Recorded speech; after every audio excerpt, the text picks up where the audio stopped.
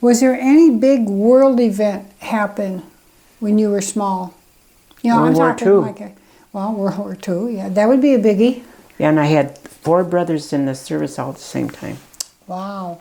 My one brother was, I think it was 43 when he joined. He graduated from high school and joined. There's a lot of kids were quitting school and joining the service. Of course, I was too young to be drafted, but I was old enough to join. In those days, they were drafted. Oh, yeah, that's right. The draft was on. Mm-hmm. That was the main one. I was 8 years old when the war broke out. The Second World War broke out. How did the war affect your family at that time? I mean, Well, I had 2 brothers that went into service. Ooh. Pearl Harbor was a big event. Yes, very. Well, probably Pearl Harbor. That would be a biggie. Yeah. Pearl Harbor. World War II. You know, World War II, that was a big event in my life because I was young. During the World War II, we lived in Kalkaska. Okay. We moved from the farm into town. Okay. And I remember more about the war, I think, than any of my friends. Because all the men in our family were in that war. My mother's brothers, who were my favorites, and my brother and my dad, my uncle, everybody. It disrupted the family. And it was a big shock in our life because we had friends that had boys in the military that was on the ship over there. By this time we got a radio and we listened to the radio about the war in Europe. And when we got in the war in Germany. The bombing of Germany was big time for us. Yes. Crushed Germany. Yeah. That's what had to be done.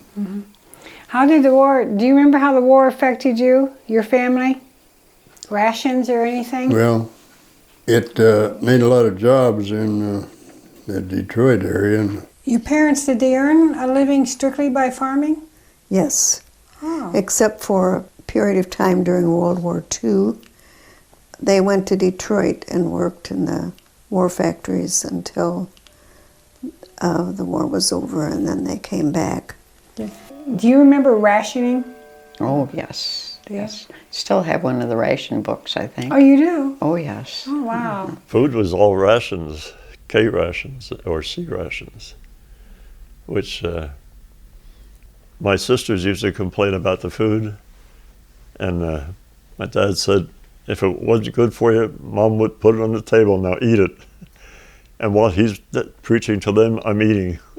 So I learned to eat everything, and I eat the K rations like they were good. But you know, a lot of that food was rationed, a lot of stuff was rationed. We never had a problem.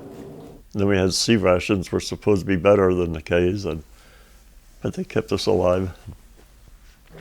They had rations of sugar and this and this. The sugar was what really held people back from being able to bake and, you know.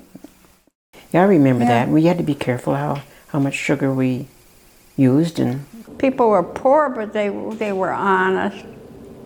They didn't have it, they just didn't have it. They had, the ration books depended on how many were in the family. Members. Or actually each member of the family had their own book. Oh. If I recall correctly, they were pink stamps. Well, I was just young enough that had 2 weeks of basic left when they dropped the bomb.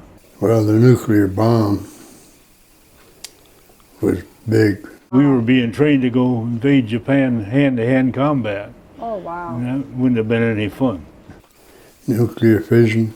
Lord, that was tremendous. Right. Wow. And it caused the end of the war. Really, it helped cause the capitulation of Japan and everybody involved. The Lord was on our side, and they were an evil breed of people. The Japanese didn't respect human life like the Americans do.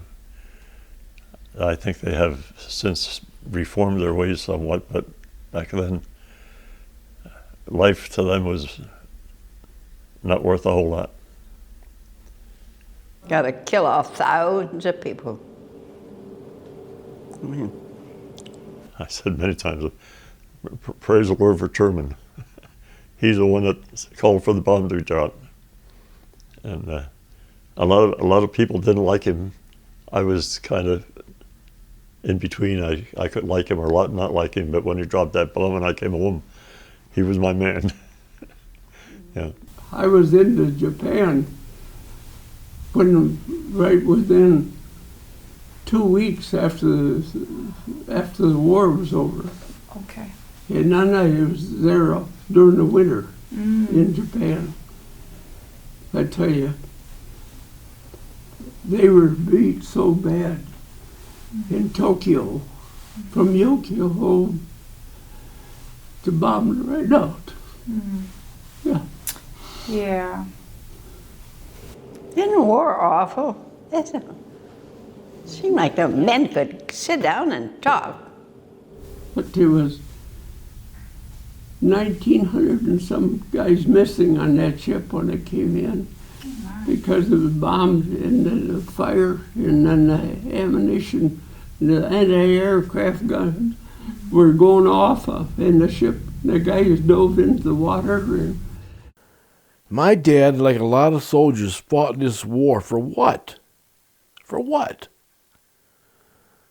To be treated bad? To become alcoholics? Our whole system, we're so anxious to get involved in a war, but we don't want to pay the piper afterwards. We got all these guys that are mental problems and physical problems. Right. Coming home and I came back. But I tell you, I saw so much that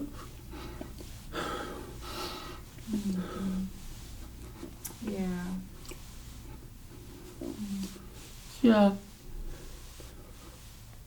you can't forget it. That's why it's hard, because like I say, I'm a Christian man and I believe in the 10 Commandments, and it says, thou shalt not kill. It doesn't have a but in there. The but's in the Bible, but the but isn't not in the 10 Commandments. And I've had a hard time with that. I was there during the winter, and then I came home. It was in 46. There were soldiers with their heads blown off, their arms blown off, their legs blown off, their stomachs wide open. And my dad saw that like a lot of other soldiers saw. Work was hard to get here. There was too many people for the jobs that was there. And I think that's why the government started this war, is to kill a bunch of Americans off. And if you ever seen the Vietnam Wall, they done their job. So I know now what my dad meant when he said, you'll see things you wish you never saw. Now I know what a lot of the soldiers go through. Either side, North or South Vietnam, didn't want us there. They said they wanted to fight their own battles. But the U.S. stuck their nose in, and... Not only just my dad, but a lot of guys who was in the service, World War I, Korea, World War II, Vietnam, all the wars. Is it really worth it? Lose your life? When you weren't on the front lines, when you weren't doing sniper duty, what did you do? Well, that was my job, was to kill people. When I first went into it, I was brought up, I loved shooting guns, so I thought, what better branch to win than a sniper? That's all you do is shoot. You don't realize what it contains. Yeah. I wonder if war would be different if they sent their women and had the men stay home. When you hear about those days and you kind of live through them too, you know, they were pretty good days. You know, it was a pretty good life. You know, because when you had to fight, when you needed something, there's always a way to get it. Seemed like, you know, a way to work it out, or. You know. I think so. I think so. If you have faith, it helps you to get along day by day. It helps you to live. So yeah. Helps you be an optimist. Yeah. What did you want to be when you grew up? I just wanted to be married and have kids, I guess. With me, it was being married and raising a family and tried to make a life for my children, a happier life than I had when I was a child. I don't believe that I ever wanted anything except I knew I wanted to be a wife and a mother. A homemaker. There Yep. you go. Yeah. Yep. Well, I enjoyed my kids immensely. So you were a homemaker for a while, and after you married, and then you got involved in some other things outside the home? Homemaker is kind of stretching it a bit. Okay. I used to say, I am not going to marry a farmer.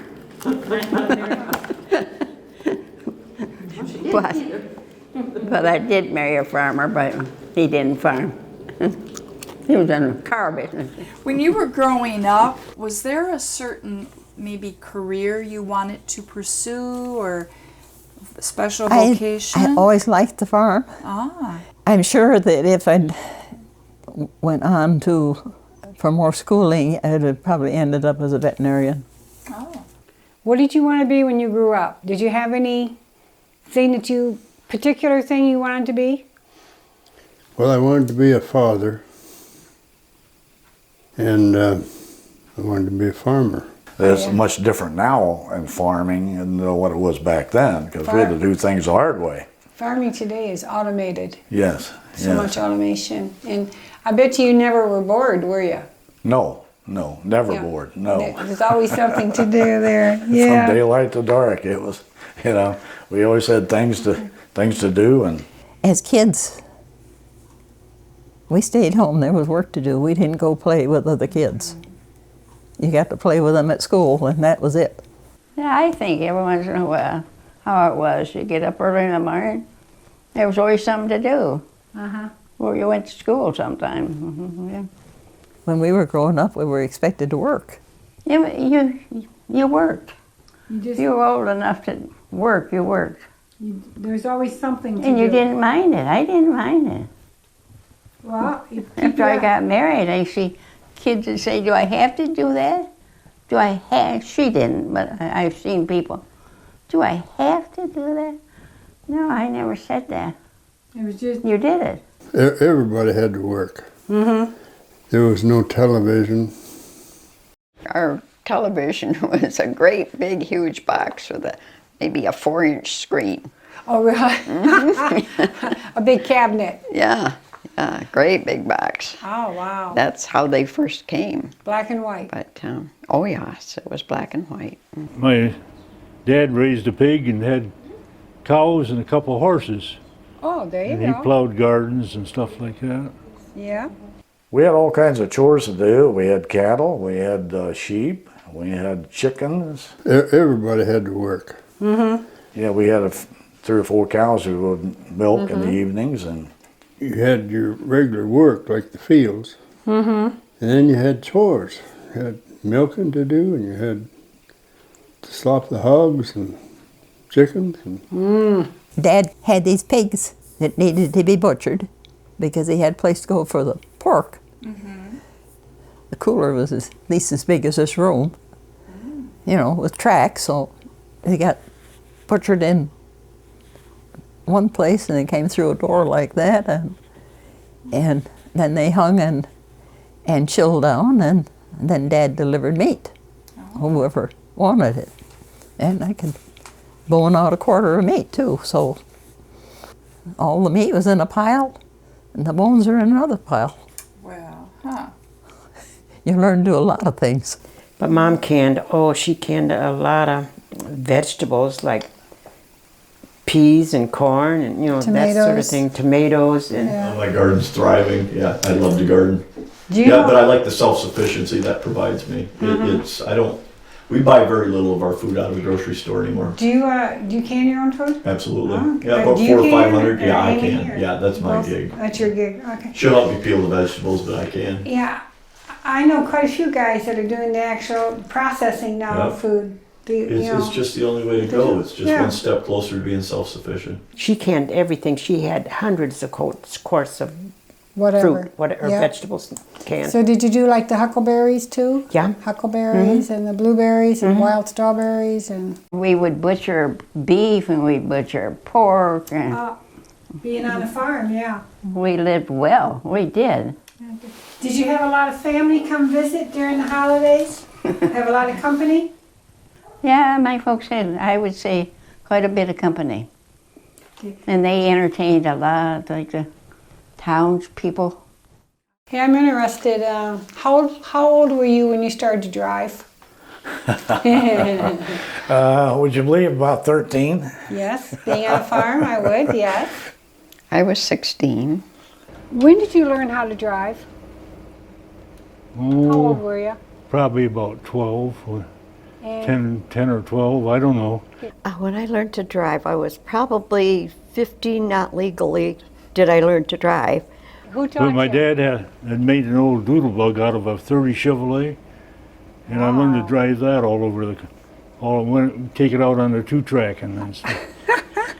But I had an uncle that worked for a construction company, and he took me in the big truck and showed me all these different gears and how to drive, and he let me drive.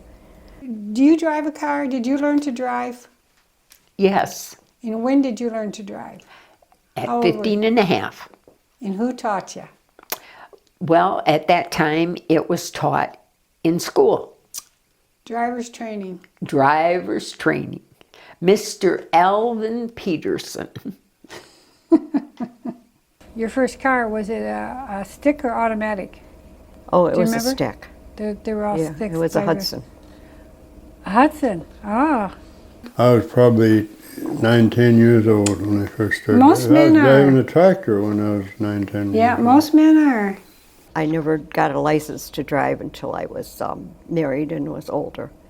We would get together sometimes and play kick the can and that kind of stuff. Then games like 1 potato, 2, and that kind of stuff. yeah, You remember yeah. that? Okay. Yeah, I We'll remember do that. that. Yeah, and, now, yeah. and of course, kick the can and that type of stuff. I used to hide under the coats when they played kick the can and hide and seek and that. I think mainly when we were growing up, we furnished our own entertainment, you know? We did, Now yeah. it's all laid on. Because you had to use your imagination back when you were Oh, little. yeah. Okay. And I'd pop out and run and kick the can, and I'd say, kick the can, everybody's free. There you go. And he'd grab a hold of my ponytail and he'd high step me into the house and he'd say, Mom, will you keep her in here? Well, mainly I remember the theater because we'd go to the show with my mother, and I remember crying all the way through Flicka and the story about Bambi. I can remember when in grade school, certain time of night, we had to come in and listen to Captain Midnight on the radio. Oh. You know, and you could hear that airplane grinding away. Yeah. So it made it over the cliff and all that kind of stuff. And we used to swim it on the Boardman River, just Okay. downstream there from McDonald's restaurant. Mm-hmm. Yeah. Just swim right there. Ah.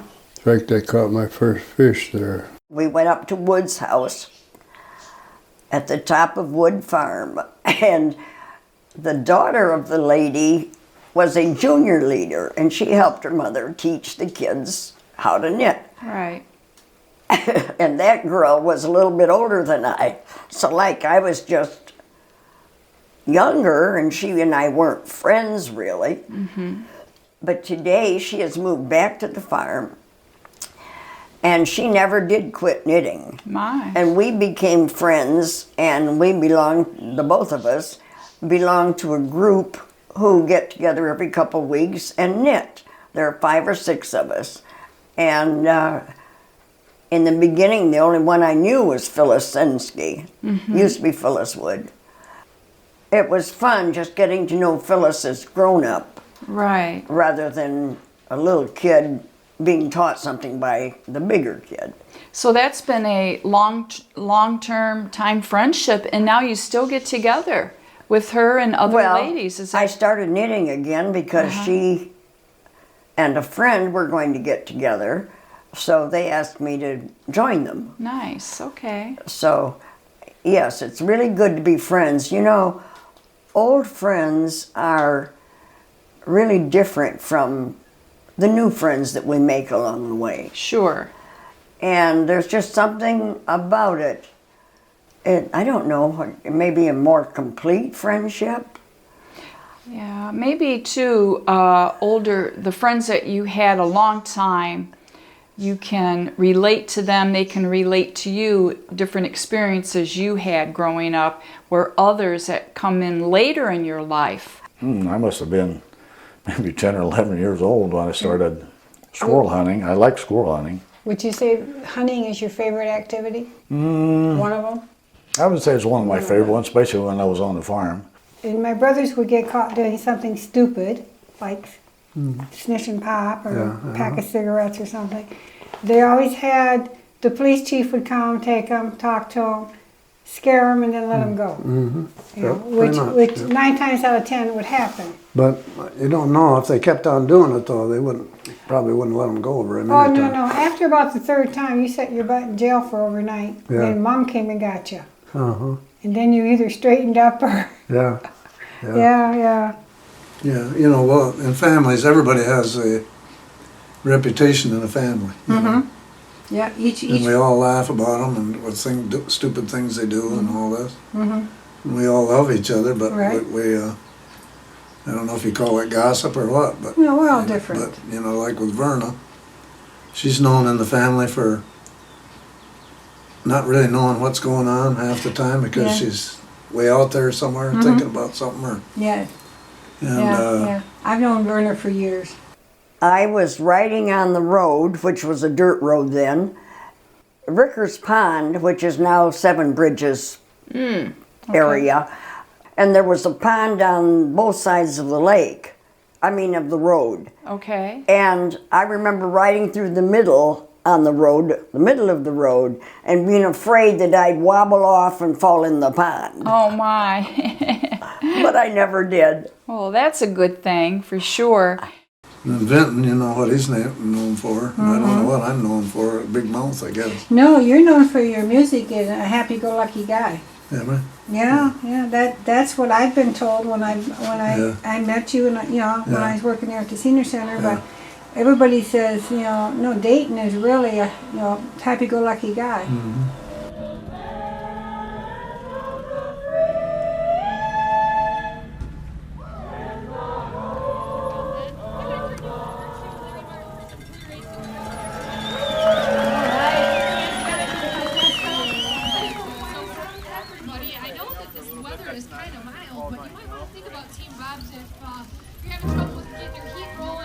One of our friends has done it before and really liked it, so he wanted to do it too. And how many years have you done this? First time ever. No littering on the trail. Keep your cliff wrappers and your gel packs and your jersey to dispose of at Timber Ridge. This is my first. Both of our first. So many first timers. It's always been a state home game this weekend, and I gave up my Penn State tickets, and I shouldn't have, right, to come do this. What the heck? Let's give it a try. But this is going to be more fun, I think. I think you'll have a great time. I think so. Happy ice cream participants. And how many times have you done this race? This is my very first. Yeah, first time. What made you decide to do it? A coworker has done it 4 times, and he asked if I wanted to do it with him. So I figured we'd do it. I turned 40 on Halloween, and I had my 4th baby a year ago. Your husband, how many times has he ridden? He has never ridden this before. There's a lot of first-time people. Yep. A lot of them. I'm surprised. Yeah, he's pretty excited.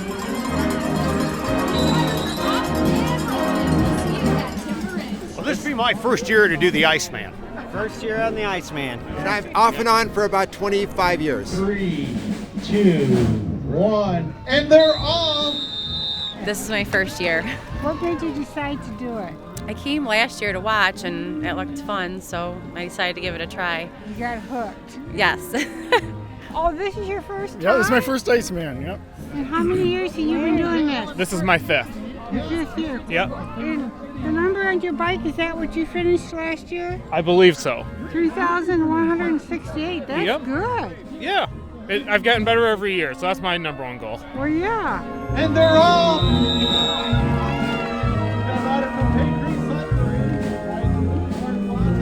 We're runners, so we're like, if we can run a marathon, we can ride this, right? Absolutely. Right. Hello there. Hi. Hi. What's your name? My name is Bill Hecht. And so, why are you doing this? This is a race I've wanted to do for quite some time now. The Iceman always seemed a little more intimidating. But I'm very excited to be here. I think I'm more excited about being around lots of like-natured people and people who are extremely enthusiastic about cycling and mountain biking. It's the first time I did it, it was incredible. Like, you get 5 miles from the end and there's like hundreds of people that hike out into the woods drunk to cheer you on. It's really cool. These riders are up and rolling. We'll see you at Timber Ridge. What do the winners get? The pro class gets cash. Oh, okay. Us, we get recognition. Good. Yeah, our friends pat us on the back a couple extra times if we do really well. How do you expect to finish? I mean, the guy's time is 2 to 3 hours. If it doesn't get really sloppy, I'd like to do it in 2 hours. I'm hoping under 3 hours, but Shooting for a little over 2 hours. So you're hoping to finish it. Yes, Get it definitely, yes. Good luck. Finishing is the goal, yeah. I just want to finish. That's good. Finish without crashing. Just finish. One piece. You plan on doing this next year too? For sure. Plan on doing this next year too? I do. How long does it take you to ride the 29 miles? About 2 hours, 45 minutes last year. Hot dog, that's good. Yeah. Hopefully next year he'll get a better wave. Yeah, well, I learned this year that the wave it depends on your position from previous years, yeah.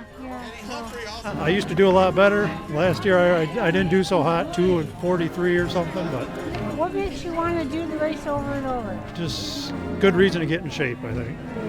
And I bet it's lots of fun too. Isn't it? Yeah, sometimes. Chris Hughes. And then you'll come back and do it again next year? Absolutely.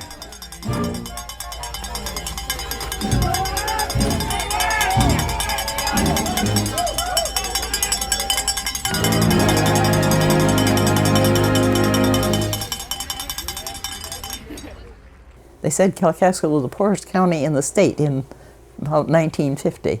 Oh. And then we hit oil. Mm. And things changed. You started seeing all of the oil wells started being drilled. And that was early 70s. Late 60s, early 70s. Early 70s. Land values went up all over the place. Is that right?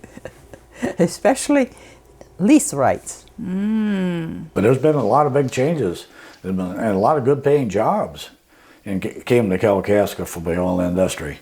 And is still maintained by the oil industry because there are so many wells out there. You would just be surprised. If you go snowmobiling out in the community in Kalkaska County, You see lots of it's oil hard to gas believe wells how many wells are out there. that are still active or still being maintained. Yeah, and mini refineries where they collect the oil and then take it to the main refinery. Yep. Yep. There's a lot of that Still out there that most people just don't realize it's there unless you're out there on snowmobiles and that kind of stuff and seeing that, and that's all jobs. And that's where you're seeing a lot of the fenced off areas and the private areas, no trespassing. But at any rate, they drilled a well and hit oil up there in that corner. It was kind of kept secret. The oil and gas people didn't want everybody to know it. They're going around buying people's mineral rights. Buying them and stealing them. Then it was legal. They got away with it. Well, there was no laws broken, really. It's just that they didn't tell the truth. They probably have to answer for it. Huh? Someday they will, but. And so we got a petition going to clean up the situation.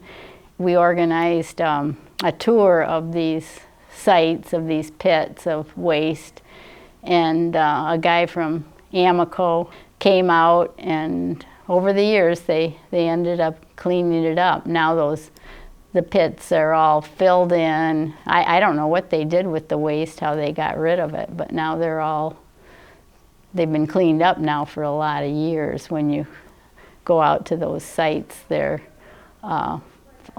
pits are all filled in. But it sure put a lot of money into people's hands that didn't have much. Right, I can see And so that. It was mainly the odor that a lot of people were aware of, because people who didn't get out and about on the trail roads didn't know about the open pits of waste. it was an interesting time. The hospital has grown so much over the years from just a small rectangle. Right. The biggest employers are the hospital and the schools. Yes. Most likely. The hospital used to just go up to Coral Street, and now it's parking lot and everything is there. They had to buy out a whole row of houses in order to do this. Okay, so yes, the PBB. Describe that. That was when the animals, chickens, cows, were fed contaminated feed, contaminated by a fire retardant chemical that got mixed in accidentally. When was this? Oh, 90s, I think. In the 90s? In the 90s, yeah. And it happened just only here? No, it was all over Michigan, because it was, I want to say Dow, but whoever. I kind of remember this. Yeah, the main company that would distribute all the food. So it was killing livestock? Yes. Okay. Or they were born with deformities or blind.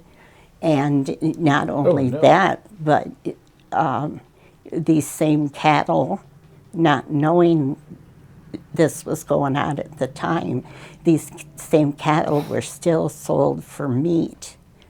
And so people in Kalkaska County or wherever they came from to have their meat slaughtered, or their beef slaughtered, they had the risk too of ingesting that fire retarder. Yeah, it didn't just go away or go out of the bodies, but it stayed in the bodies and caused damage. Oh my goodness. I remember something about this. They had dug I'm trying to think who they would be, dug a huge hole in Garfield Township to slaughter the animals and then dump them into the pit. Oh, that's awful. Yeah. There were farms in Kalkaska County that lost 100 or more head of cattle. And so they find out that as the cattle decomposed, they leaked that chemical into the soil. This is a long process over months or a couple years even, and they had to put down pit liners. Yes. That was that bad of a chemical. Yes. Yeah. Oh my goodness. And they brought animals up here from downstate, so we kind of became known as the burial spot for these animals. Once artificial breeding of livestock become into vogue so that it got around, then, we didn't have a bull anymore. The cattle we had, the cows, were bred artificially. Yeah, you're up to your elbow or to your shoulder in the cow's rectum to feed that little fine tube into the right position. Like I say, I had good conception rate. Well, I figured I was doing real good at 90% conception. You know, that's what my aim was, and I was pretty much there. You're in a farming community, so I know houses would be far and few between, but you would make friends with those neighbors and stuff. Did you have any girlfriends or boyfriends? Oh yeah, we all went to friends? school together because we had to walk 1.5 miles to Saunders School. Okay. Oh, you walked to school. Oh okay. yeah, most of the time, except in the winter. Sometimes my dad would come get us because it was so cold. But yeah, we walked back and forth. Do you think being raised on the farm like you were prepared you to work hard in your adult life? Prepared you for challenges? Yes, it did. As a matter of fact, my dad told me, if you want to work and you want to work hard and show that you want to do the job, you will always have a job. And you just have to, you know, be willing to do work, you know. So I always remembered that. As a child, my mother, they'd bring home my dad would peddle farm products to Grayling. Right. To the people that he had a route there. So every Saturday he'd go with chickens and eggs and different things from the farm. But then they would give him clothing for us kids because they knew he had a large family. Right. So us kids were never without clothing, snow pants, boots. You always had what you needed. Yeah. That level of genius that existed during that era, they could, you know, they say you can't make a silk purse out of a sow's ear. Well, they did. You know, they did, and they made it very well. And today, everything just goes in the trash can, and if it's got a glitch, it's just it's a sad. We're very wasteful now. Wasteful, Very wasteful. apathetic, and complacent. We appreciate nothing. When we grew up, we didn't have all these clothes and that the kids have today. Material My sense. mother made our clothes. I think it was in Reminisce magazine, said, what depression? That was the name of the article, What Depression? Because they were self-sufficient. They had chickens, they had cattle, they had everything, the garden, and they didn't miss anything. Of course, they couldn't go out and buy brand new clothes or brand new tennis shoes, state of the art, every 2 weeks. But yeah, they had everything they needed to sustain life and be happy. Yeah, they were very self-sufficient, and they learned, and the depression hurt the rich, not the poor. Absolutely. Because the poor just dug in and survived. That's a resilient portion of the population. Yeah. What did you do for fun if you went to town? Oh, we used to go to the dances. They used to have the Grange Hall dances. You remember the Grange Halls? They're in the one in Mansalona. They were all around here. There's one in Boardman and in Mansalona. Every town had their own Grange Hall. Every town had their own Grange, and they used to have dances. So you like to dance? I love to dance, yeah. I would dance around the house. I like to dance so well. We square danced. Oh, yeah. We square danced with old men, and whoever asked us, we danced. Maggie and Johnny Smith played. Okay. And Johnny called the dances. You enjoyed that. And it cost $0.25 to get in. It was in Alden at the Grange Hall. I remember that our school burned, and we came down and marched in the parade, the Trout Festival parade, the next day. Wow. And what instrument did you play? Clarinet. Clarinet. I would go downtown and watch cars go by with my folks. You know, there would be carloads of parents with younger kids. What are your earliest memories of downtown Kalkaska? Like stores or eating out, shopping? The theater. Oh, all right. You like and, that. and Ruth's grocery store. Mm-hmm. That's where you got your groceries. And of course, as kids, being able to go to the movies on Saturday night.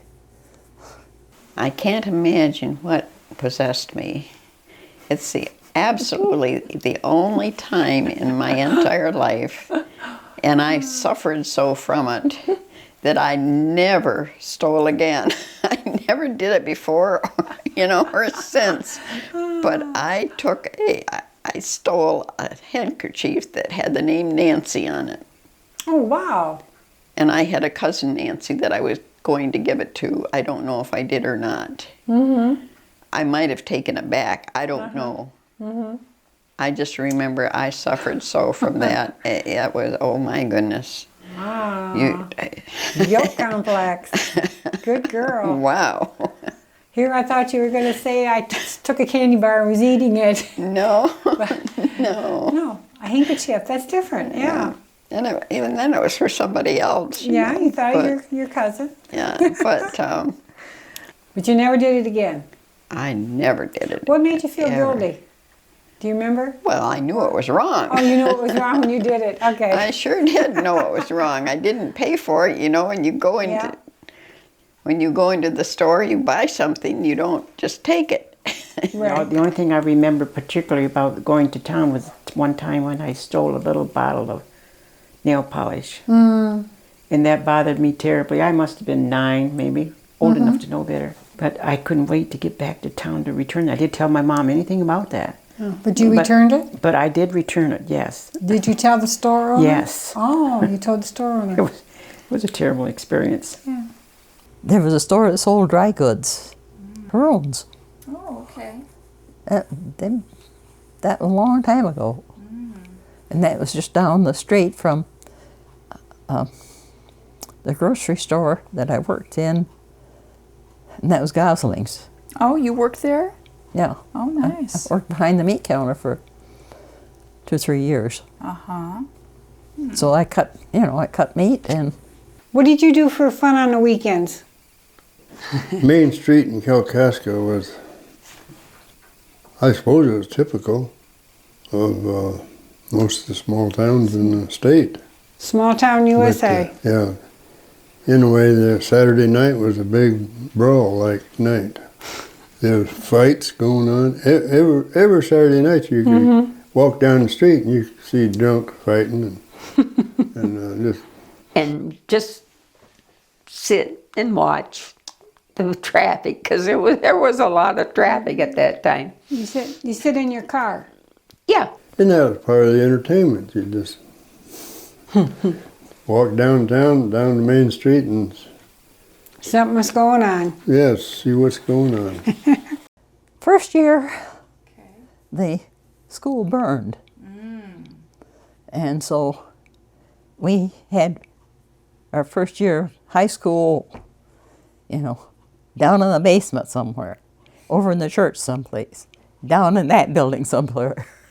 We were all over the place because the school burned. And I remember we went to school in the church basement and Oddfellow Hall, and the gym didn't burn, so we had school in there, and our lab, chemistry lab, was down in the basement. Uh-huh. Well, they were determined that your education was going to be continued no matter what. It wasn't me determining it. The school board did that. Yeah, they weren't they? That's interesting. I was about 7, I think.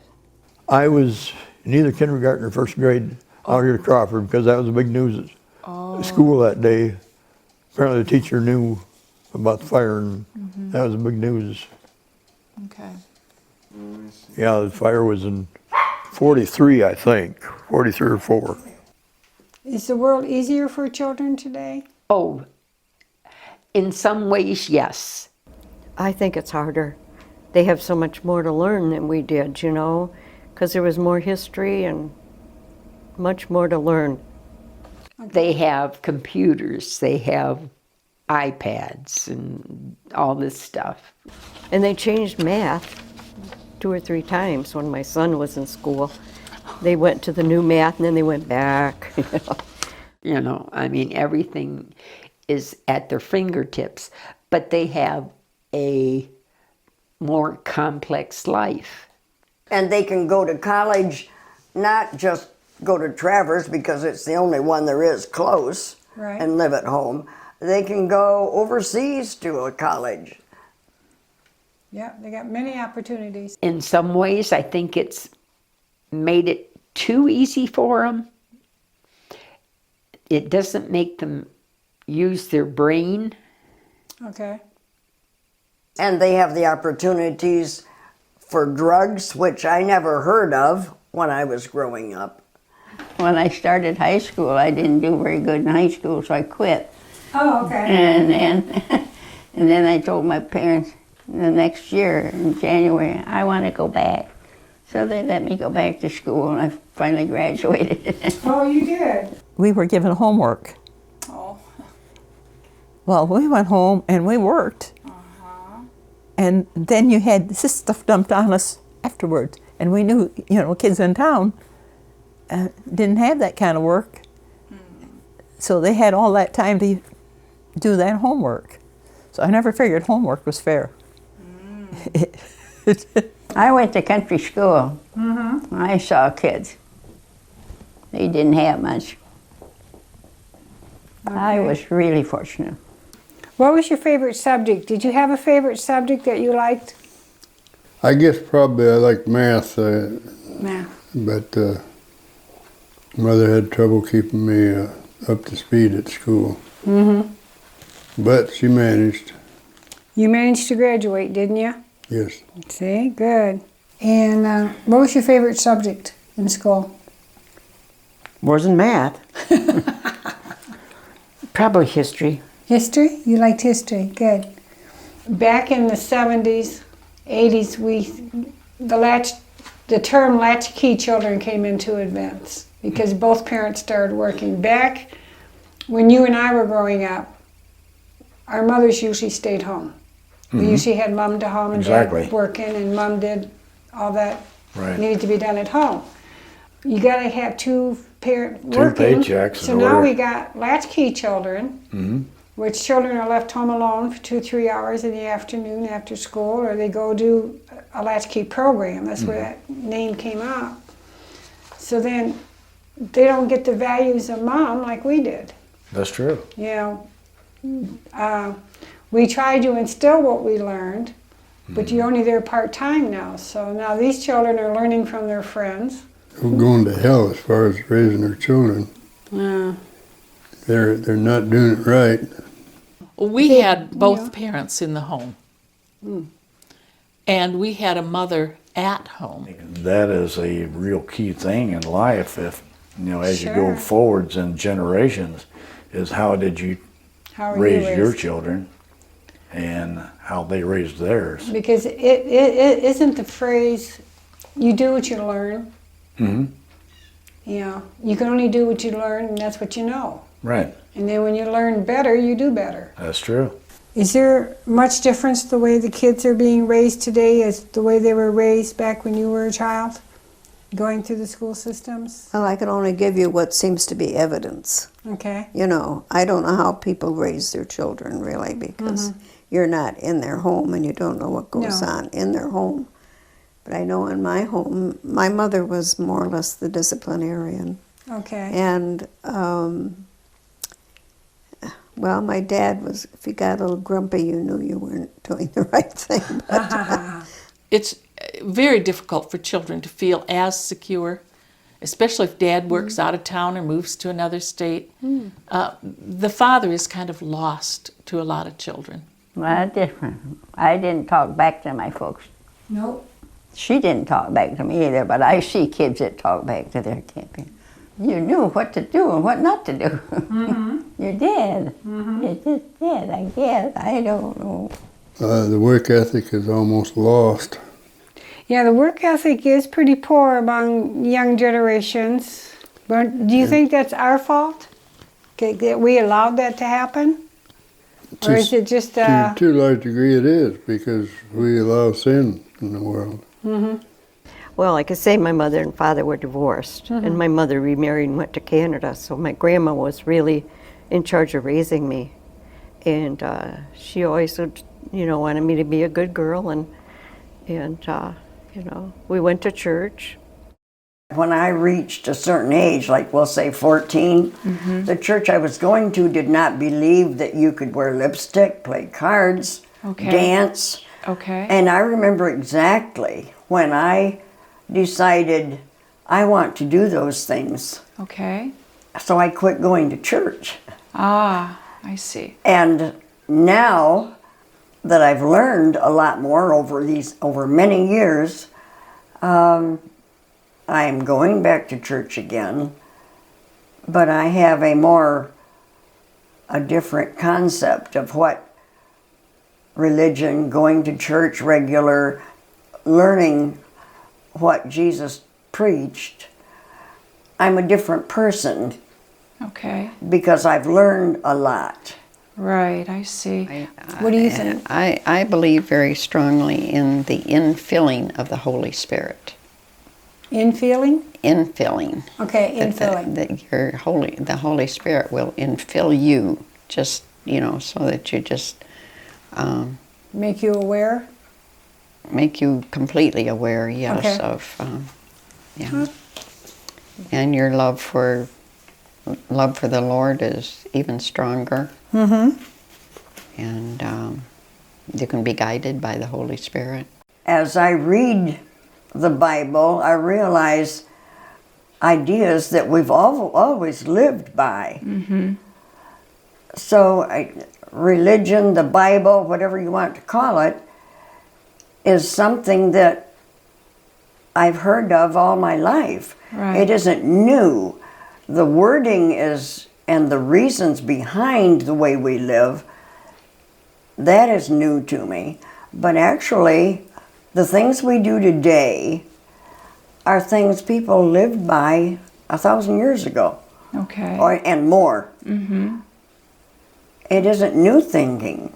Did your family, when you were growing up, did you have like a traditions, like something you did at Christmas time or Thanksgiving time or Well, Thanksgiving time, we had a traditional turkey dinner and the family got together. What is your favorite holiday? Oh, I don't know. I really like Christmas. Mm-hmm. How did your family celebrate holidays? Well, like the normal people, at Christmas it was Christmas gifts and we had a tree. I remember very few gifts that I ever got throughout my childhood and in my life at Christmas, but I remember the people that were there and where we were at and the events and the things that surrounded that holiday, and those were always really, and the older you get, I look at my mom, she's 70-some years old, and you say, okay, let's be an optimist and say I've got 15 good Christmases left with her, or whatever, so I kind of use it as a time frame too. It's that one time that you're ensured that the family's going to get together and focus on some quality memories. Years ago, I was on the board at CARE, and our then director and I got to talking about the children, and that there were a lot of children in Kalkaska that couldn't see they couldn't go around and, with the lights and see the lights and the beautiful trees and that. So I said, wouldn't it be wonderful if we could do a storefront or a room that would be so beautifully decorated that when they came in, their eyes would just light up, just light up.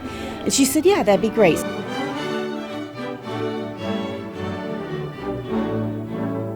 And then the next year, the second year, we went to the Catholic Church and a man donated live Christmas trees.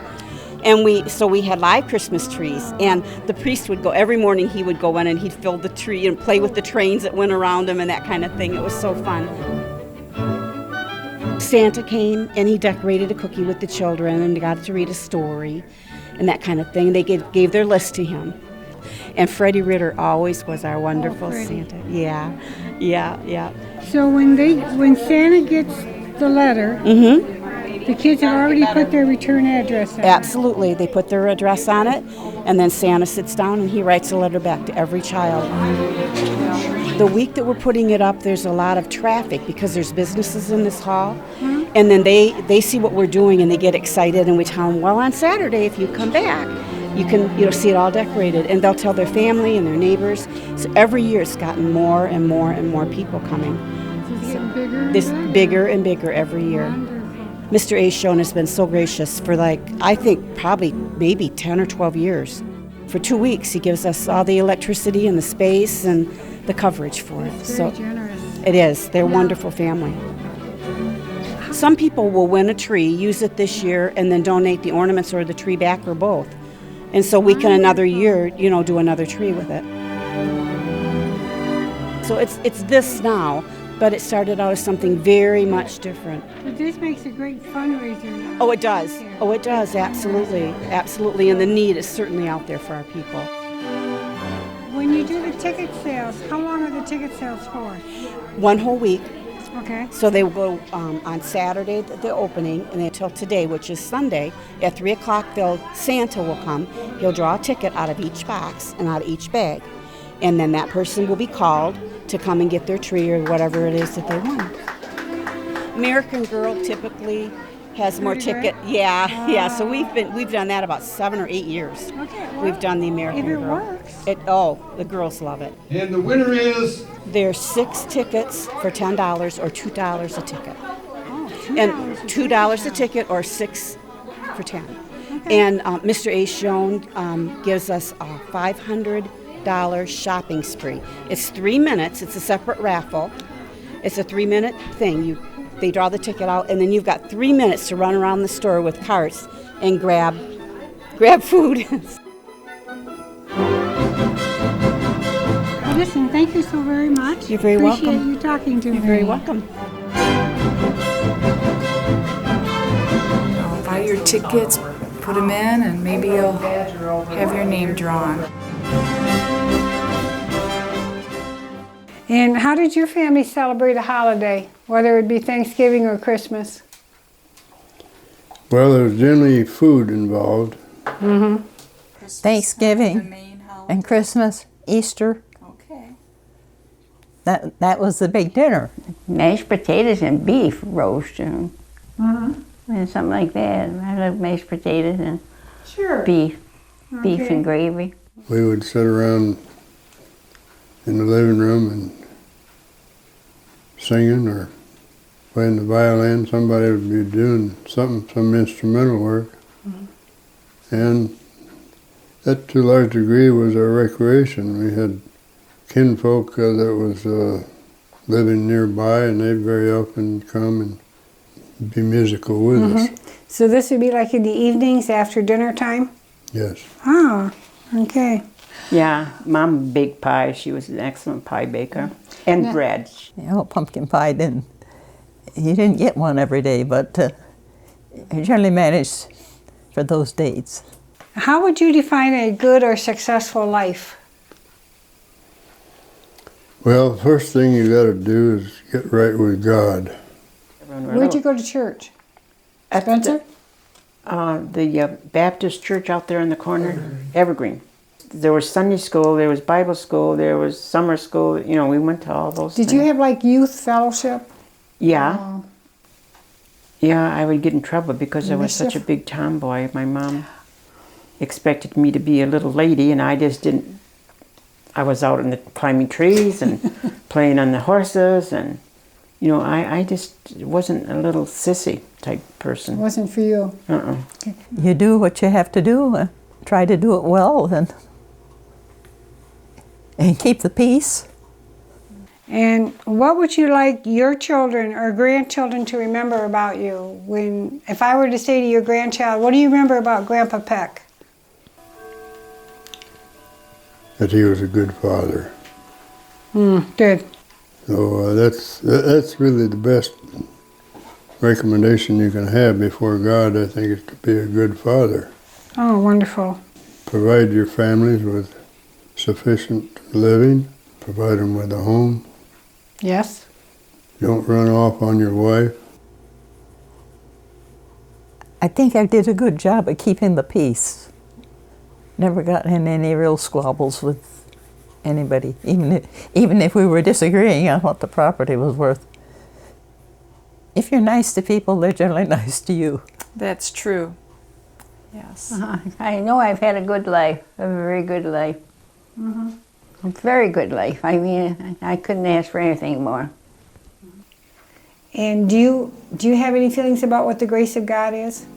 Or what you think it is? I think without the grace of God, we'd all be lost. Okay. Okay. But, and it is a gift. We don't naturally come by it. Right, right. I believe that too. Yeah, yeah. It's something I personally don't believe that you can earn the grace of God, that that's something God gives you. That's right. Once you accept God and you do His will, and it's a type of reward of peacefulness and stuff that you get.